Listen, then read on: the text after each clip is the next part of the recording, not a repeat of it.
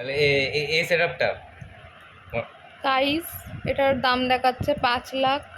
28,000। আমার এত কম বাজেট নেই, আমার অনেক বেশি বাজেট। ফুল সেটআপ, এটা হচ্ছে ফুল সেটআপ, পুরো গেমিং সেটআপ।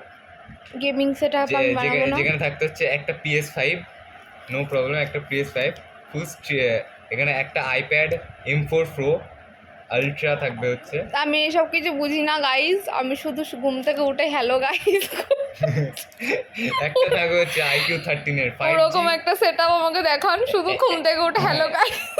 একটা থাকবে হচ্ছে Asus ROG 4050 8GB, যার গ্রাফিক স্টোরেজ হবে i7 HX এ সিরিজের। কি সব 1,00,000 2,00,000-এর গল্প দেখাচ্ছে রে।